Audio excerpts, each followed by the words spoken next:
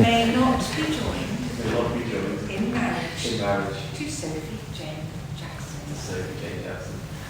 I declare that I know of no legal reason why I, Sophie Jane Jackson, may not be joined in marriage to Jonathan James Dale. Perfect. I call upon These persons here present to witness that I, Sophie, do take thee, Jonathan, to be my lawful wedded husband. They've done it!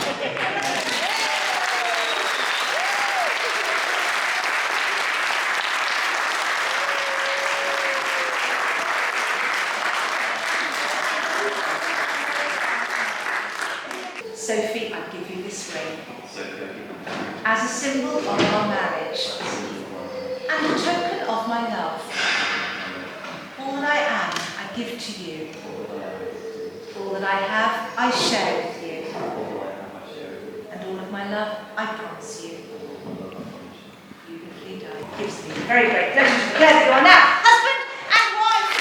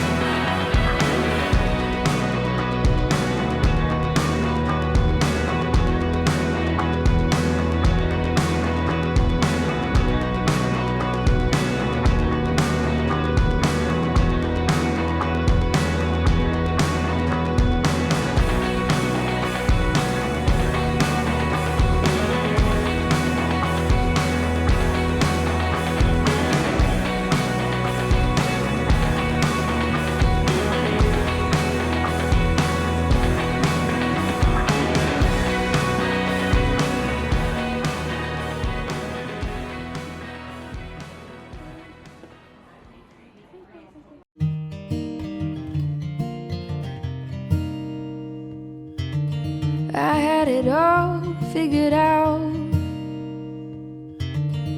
knew which road I would go down, thought I could do it all on my own, but then you came around. When fate has its way and things fall into place, all the plans you made don't make sense anymore. Honey, I am sure that love was a good detour. That love was a good detour.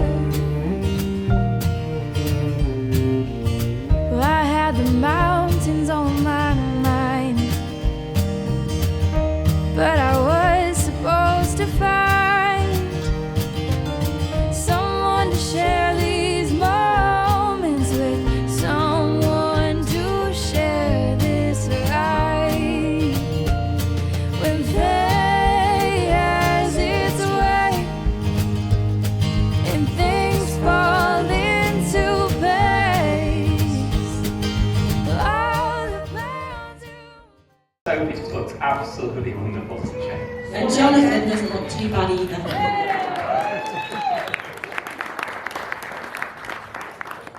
We want to really talk to you about first meetings. Now, I first met Sophie when she was very young. In fact,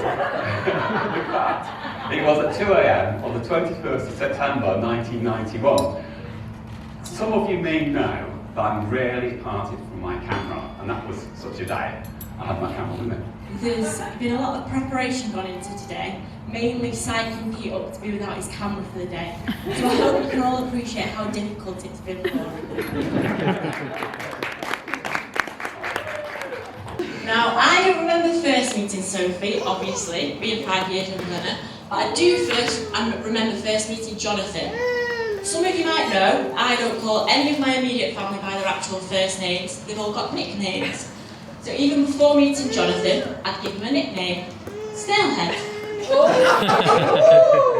So you see today, some fathers of the bride are introducing their son-in-law to the family. We're not, because ever since Lucy called Jonathan Snailhead, He's been part of our family. He's been part of our family.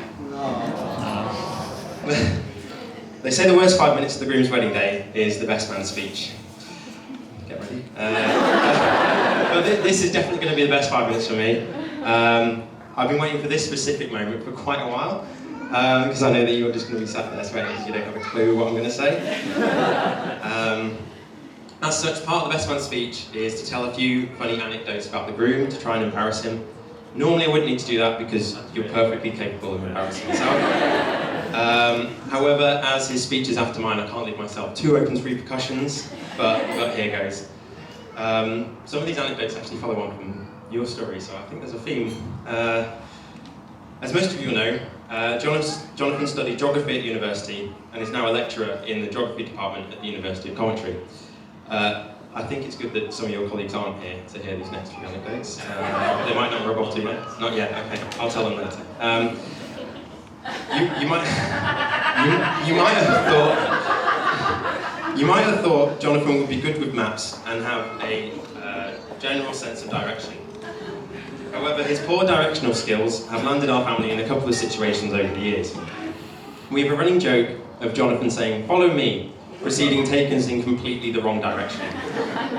When he was 16 and not yet able to drive, he asked our dad if he would take him and his friends to see a meatloaf gig at the Trent Arena.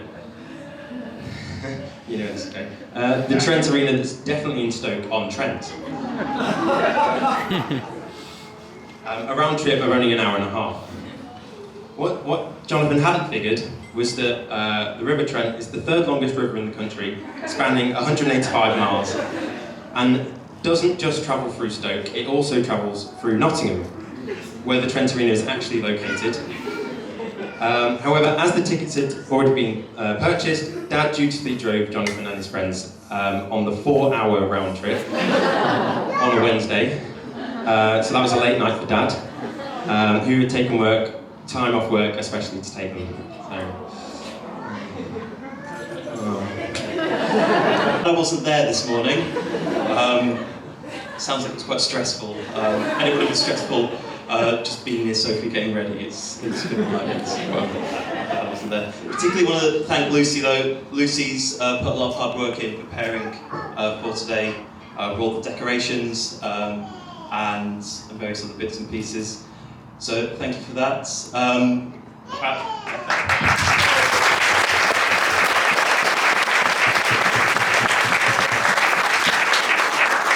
Over the years, me and Lucy have become quite good friends. I think our friendship is based on our ability to wind Sophie up. So Sophie, don't worry, there is many more jokes to come. I'd like to thank Jack. Jack's one of my oldest friends and is also my usher for today. And Jack, thank you for making me dog food on the stag do. Really appreciate it. But no, particularly thank you for your help when I was planning how to propose. So if we think back to, give me a push. If we think back to the early part of last year, Sophie had sort of given me the hurry up and told me that I might want to think about proposing. But if we think about sort of the early part of 2021, you might remember we were in a lockdown. So it's very hard to sort of sneak out and buy a ring when the one thing you can't do is go shopping. So Jack very kindly gave up one of his pieces of exercise for the day to go for a walk to help me come up with a plan. the plan involved me hiding in our shed, phoning jewellers to try and get a ring ordered. But believe it or not, the plan worked, and a ring was delivered, but Sophie signed for it on delivery. I told her they were leek seeds when she asked what was in it. We had some really good leeks last year, and the ring was alright as well, I hope. As Jonathan said, when he first started stalking me, if you want to call it, I wasn't that keen at first. But there was two very special people that convinced me to give them a chance, and that is Katie and Rosie. I think that Katie said to me, "Come on, I can tell you like him really." I mean, I guess she didn't think I liked him this much. And Rosie, after sitting next to Jonathan in GCSE maths for a few years, said to me, "Sure, that constant singing is awful, just awful, but he really is a very nice guy." Now 14 years later, including, was it 3 lockdowns, where I had to spend 24/7 with him, and only him, for weeks and weeks on end, I've still never heard a more accurate description. That singing really does grind on a person. But he is very lovely.